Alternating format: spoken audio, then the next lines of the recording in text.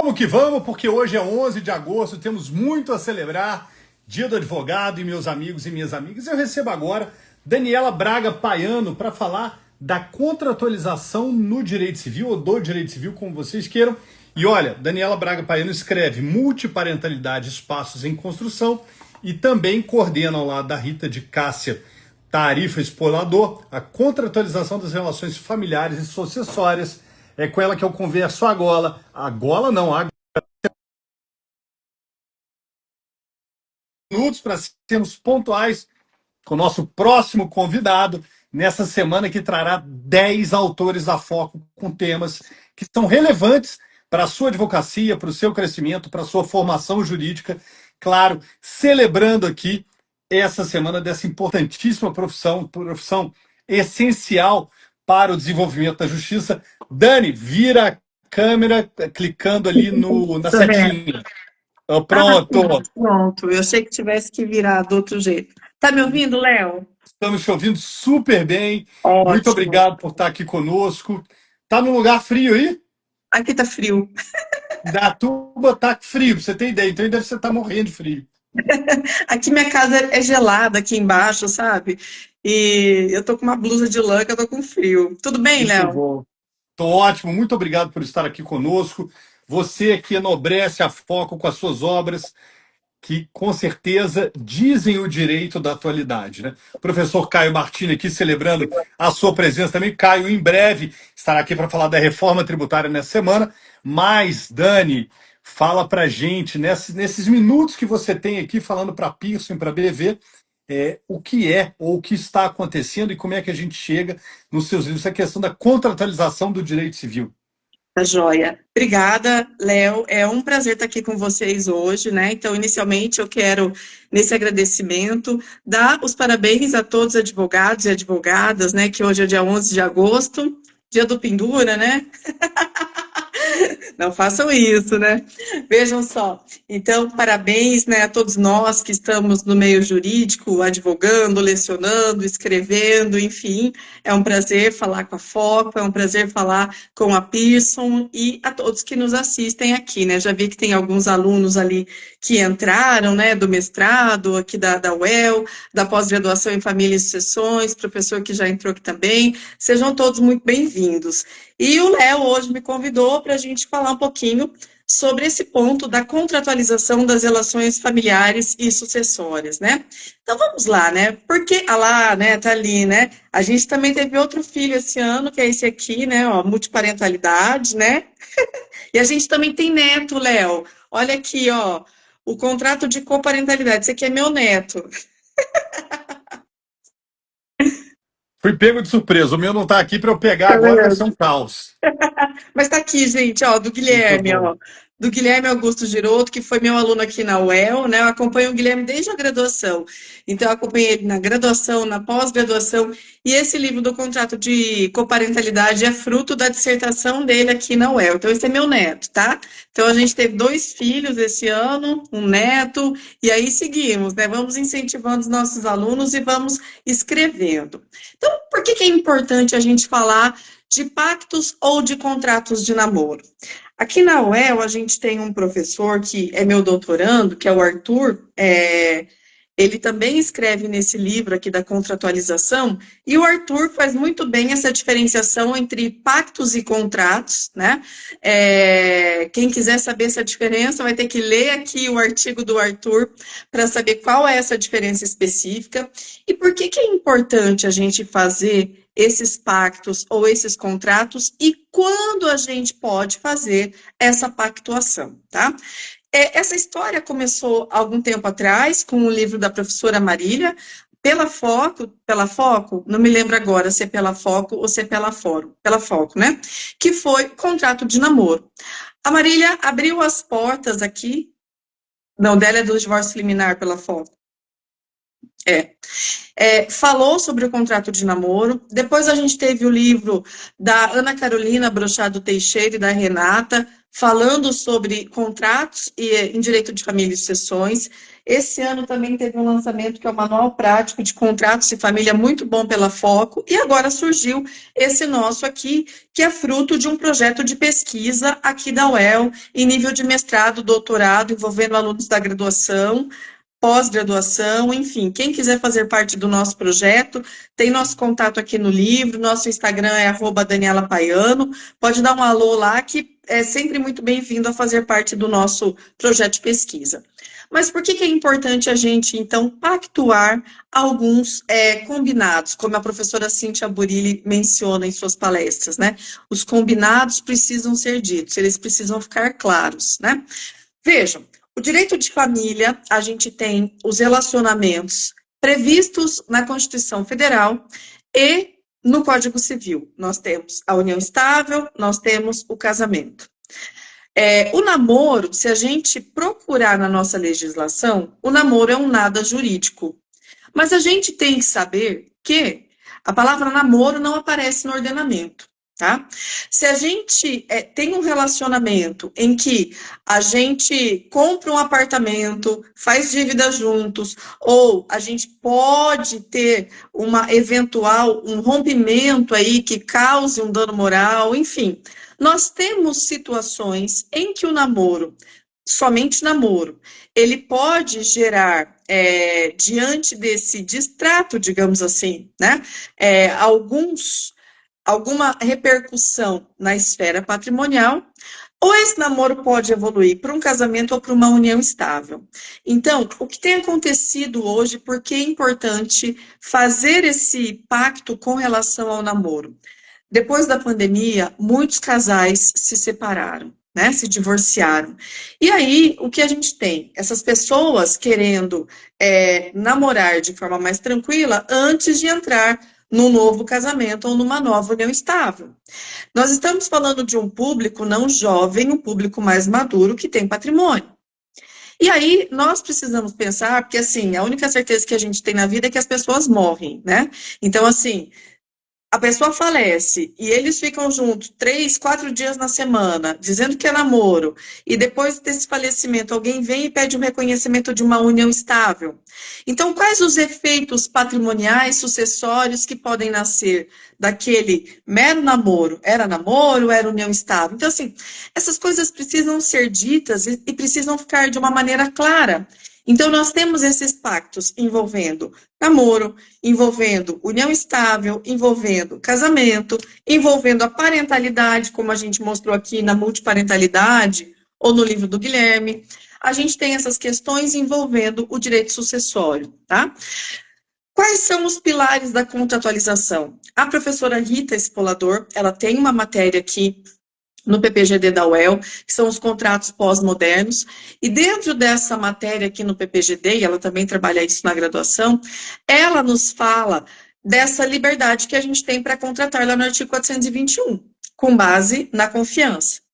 Aqui na UEL a gente fala muito também da autonomia privada, né? A autonomia entre as partes, que isso é possível quando existe uma equidade entre elas, quando existe uma igualdade entre essas partes, para que elas possam falar e colocar no papel o que seria melhor para elas. E é claro que a gente tem que agir dentro dessa pactuação com uma boa fé da liberdade de contratar, de pactuar. Ok, mas assim, o que é que pode ser pactuado? Então fica aqui uma primeira pergunta para quem está nos ouvindo, né? E foi Quais os justamente aquela indagação que eu te fiz em uma das nossas lives, né? Qual que é o limite dessa contratualização, né, Dani? Uhum, exato. Quais os efeitos dessa customização? E aí, naquela nossa live que a gente fez com a Rita também, a gente viu que essa liberdade pactuar também prevista aqui nos contratos, né, 421 do Código, também está no 1511 e 1513 do Código Civil, que nos permite pactuar, ter liberdade para fazermos normas que dizem respeito ao que nosso desejo permite dentro da liberdade, que desde que não seja contrário ao que a lei fale, né? Então, aqui a gente tem também situações que nos trazem impossibilidades de contratualização. E eu vou jogar um caso aqui, né, para deixar aqui o nosso ouvinte com uma certa pulga atrás da orelha, né? É possível a gente pactuar, por exemplo, um modo de viver em família ou uma nova forma de família? Então, vamos lá. Alguns exemplos que saiu no site do IBDFAN há algum tempo atrás, falando desses pactos antinupciais. Por exemplo, a atriz Jennifer Lopez com o ator Ben Affleck, né, que estabeleceram no pacto antinupcial uma obrigação de determinado número de relações sexuais de qualidade por semana. Né? Deixa eu ver quem mais aqui que é interessante. Na Inglaterra, a Rainha Elizabeth, na época, exigiu que William e Kate assinassem um documento no pacto antinupcial que, se ela fizesse revelações da família real, ela perderia o título de duquesa e também ficaria impedida de falar com seus filhos, perderia a guarda. Por exemplo, essa cláusula no Brasil é óbvio que fere a questão da parentalidade, da infância, e isso seria uma cláusula nula, né? Ou o Mark Zuckerberg, lá do Facebook, ele e a esposa estabeleceram que eles teriam de ter 100 minutos de qualidade, de tempo de qualidade sozinhos, fora de casa, fora da empresa, sem celular na mão, para que os dois pudessem, né, dialogar, enfim, ter esse relacionamento de qualidade. Ou aos noveleiros de plantão, como eu mencionei na nossa live, né? No dia anterior, a Odete Roitman falou assim da novela das 8. Olha, se o meu genro estiver traindo a minha filha, ele vai ter de pagar uma multa de 300 mil reais, né? Então, é uma multa, que é uma cláusula que foi estabelecida no pacto antinupcial, anti-traição. Isso veio na novela, por quê? Porque teve uma sentença em Minas Gerais em que foi suscitada a dúvida, e aí, naquele caso em que os noivos foram fazer o pacto antinupcial, eles fizeram esse acordo. Olha, vamos colocar essa cláusula aqui de que se tiver traição vai ter uma multa. E o registrador não sabia ao certo se ele poderia ou não registrar aquela cláusula. Foi suscitada a dúvida e o juiz entendeu que essa multa contratual seria permitida. Então, isso veio agora na novela. Ou nessa nova forma de família, será que podemos e temos liberdade para pactuar um novo modelo de família? Então, por exemplo, a proposta de alteração do código, e eu trago isso aqui no livro da multiparentalidade, prevê algumas mudanças dentro das questões parentais. A multiparentalidade é uma delas, que virá para dentro da lei se ela passar como está. Mas a lei não está permitindo, nessa nova roupagem, talvez ela virá, esses relacionamentos concomitantes às famílias poliafetivas ou os denominados trisais. Não é porque a lei não permite ou ela não prevê de forma expressa, ou porque ela proíbe através dos seus julgados, tenta inibir. O professor Rodrigo da Cunha Pereira, ele fala em um de seus livros que é como se o legislador ele freasse o impulso do homem, né? O impulso, a vontade sexual do homem, dizendo assim, ó, as famílias são monogâmicas, né? E aí, então, quando não é possível a formação de um trisal, esses trisais deixam de existir. Então, nós tínhamos as lavraturas dos contratos, dos pactos, né? Nós tínhamos, né? Olha lá, a lavratura de uniões a três. Começou sendo feita ali em Tupã, pela Cláudia, né? Foi minha colega no doutorado, e eles estabeleciam uma união a três. Por quê? Em especial porque tinha um viés patrimonial que tinha que ser regulamentado, né? Então, como diz a professora Maria Berenice, é minimamente uma declaração de vontade, né? Das partes ali. Ok. Veio o CNJ em 2018, salvo engano, e fez uma recomendação incentivando, né, ou proibindo que os cartórios não lavrassem essas uniões poliafetivas. Ok, né? E aí, agora, foi em Bauru? Foi em Bauru, ó. Um trisal conseguiu o reconhecimento de uma união estável na justiça. três moços, três, digamos, meninos, três moços novos ali. E na semana seguinte, né, saiu lá no Metrópole que esse ex-trisal, né, brigou e aí teve até medida protetiva, né, já dissolveu, né. Mas assim, é bom, né, que eles entraram na justiça e a juíza entendeu no dia 30 de julho, ó, recentíssimo, né, de 2025, essa possibilidade de uma lavratura. E aí, se os nossos ouvintes me permitem, ela colocou assim, ó, o CNJ vetou os tabelionatos de cartório de registro civil de realizar as uniões poliafetivas, mas não proibiu, vejam só, o RTD, que é o Registro de Títulos e Documentos, né, a fazer isso. O RTD não reconhece, constitui ou valida estatutos civis ou entidades familiares, mas torna público aquilo que já existe no mundo fático ou jurídico entre as partes. Então, assim, por um caminho isso foi proibido, mas no outro isso existe. Então, assim, a gente tem efeitos patrimoniais disso. Talvez esse casal é muito novo, a gente já teve aqui uma proteção, uma medida protetiva ali com eles, mas se a gente pensar em um casal mais maduro, que tenha um patrimônio mais vultuoso, não sei também, às vezes eles têm, e aí entenderam melhor fazer essa documentação, né? Para deixar as coisas às claras, né? Então, isso é importante, que essas celebrações de negócio, como eles vão administrar essa família, quais são os encargos e como é que as pessoas vão agir aqui dentro, isso é importante que fique registrado ali no papel, né? Agora, me causou uma certa surpresa que, embora a gente esteja no segundo livro falando da multiparentalidade, e esse livro aqui, publicado pela Foco nesse ano, no primeiro capítulo dele, eu falo de como a multiparentalidade surgiu, como é que ela foi vista pelo STF, quais os reconhecimentos, os efeitos jurídicos dela. Eu faço uma análise estatística ali, analisando um ano de julgados do Tribunal de Justiça de São Paulo. Depois eu falo da questão da extrajudicialização. Aí eu trago espaços em aberto e trago a proposta de atualização do Código Civil, né? Então, assim, é um livro muito pontual sobre a temática, né? E muito atual sobre o tema. E o nome é multiparentalidade.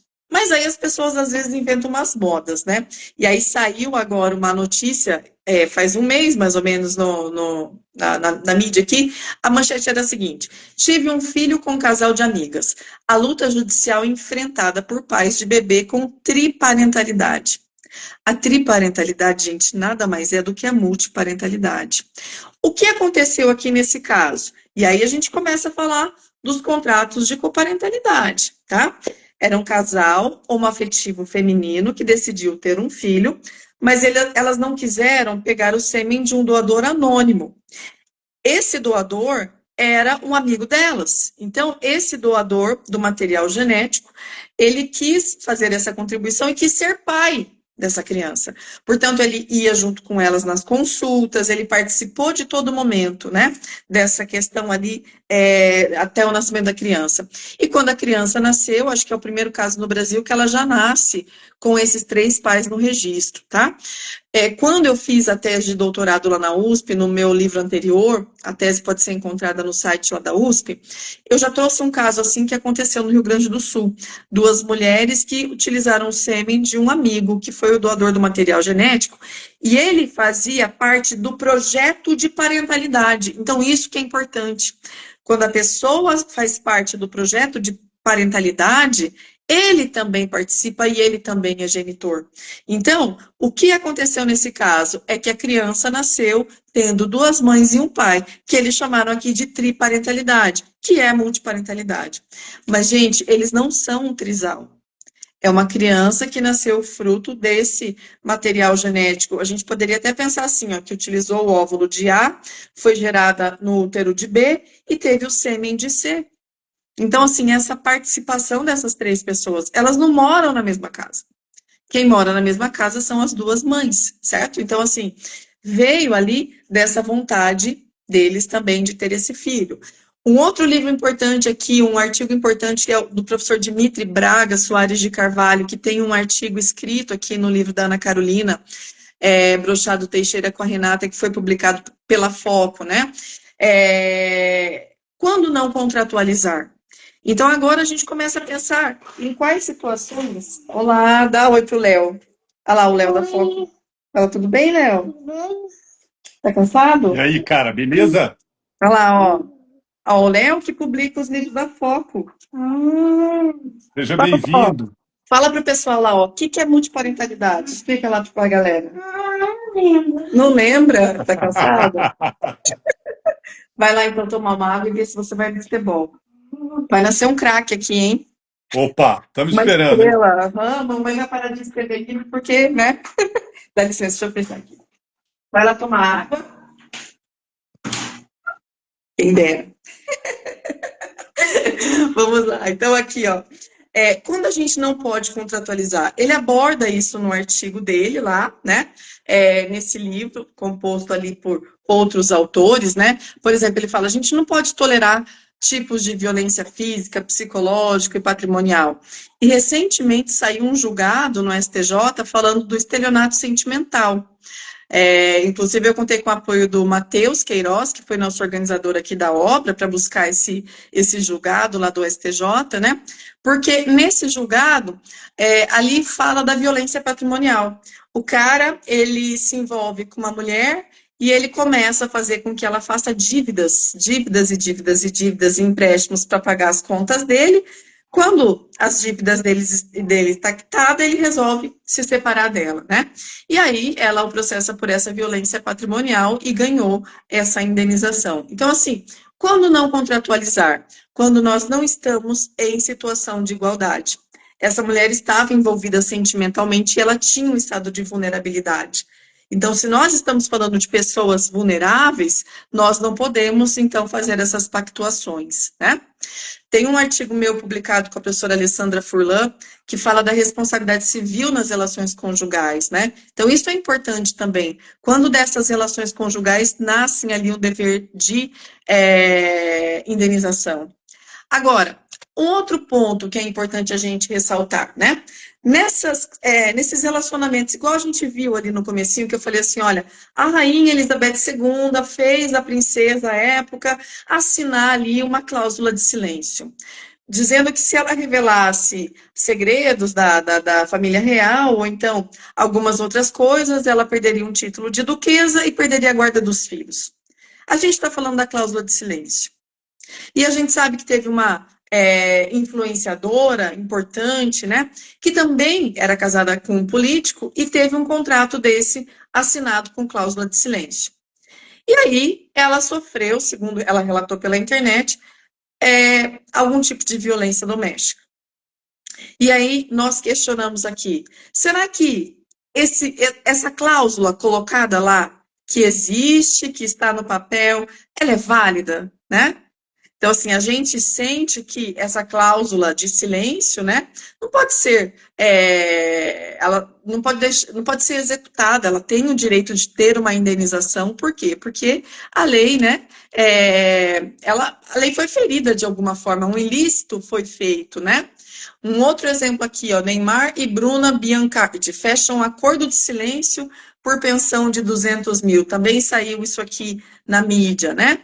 Então, são situações de contratualização, por exemplo, na violência doméstica, que por vezes, né, não pode ser invocada. Achou meu neto aí, né? Olha lá. O Léo não ia ficar sossegado se não encontrasse o livro, né? Ainda mais porque foi uma live sensacional com o Guilherme. Falei, gente, pelo amor de Deus, o que está acontecendo? Tá cheio. Achou, né? Então, nós temos, por exemplo, a questão da professora Luciana Narras, que em 2024 escreveu um artigo para o Migalhas, né, falando do pacto antinupcial e sua revisão para a proposta de alteração do código. Então, nesse nosso livro aqui, sobre a contratualização das relações familiares sucessórias, nós tratamos de situações diferenciando pactos e contratos, como o Arthur bem coloca. Nós trazemos negócios jurídicos processuais, que é muito importante essa abertura, um artigo escrito pelo Dr. Silas e mais duas pessoas lá de Presidente Prudente. Nós temos a questão de rendas vitalícias, que foi falado pelo Romualdo, a questão dos alimentos, trazido pela Fabiane Cardoso, o Guilherme traz o pacto de coparentalidade, as meninas, a Beatriz Sherpinski e a Franciele, falam do contrato de namoro,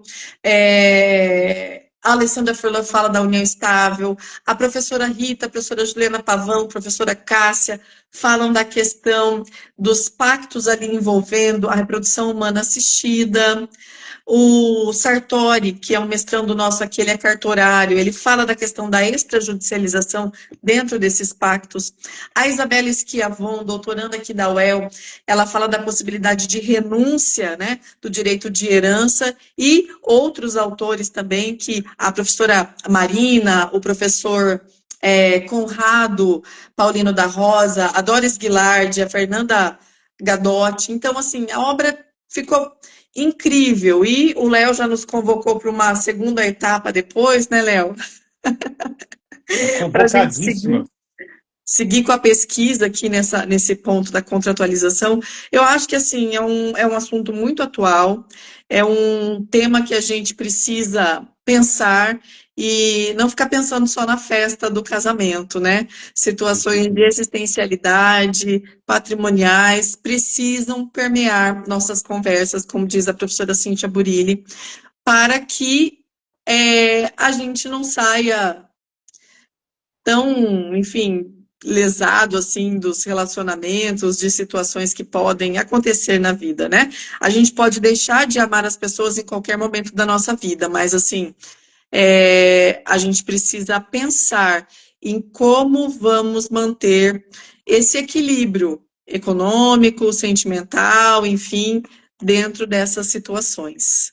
Dani, para fechar esse dia maravilhoso aqui, para quem nos ouve, quem ainda está na graduação, você deu aqui um leque maravilhoso de opções de estudo, de trabalho, de atuação profissional, né? Essa é a intenção desse nosso encontro, né? Uhum. É isso? É isso, olha, gente, pessoal que está na graduação, eu falo assim, ó, falei para eles esses dias, né? Vocês estão saindo da graduação agora e todo mundo quer ganhar dinheiro de forma lícita, por óbvio, né? Trabalhando honestamente, atendendo clientes que vão dispor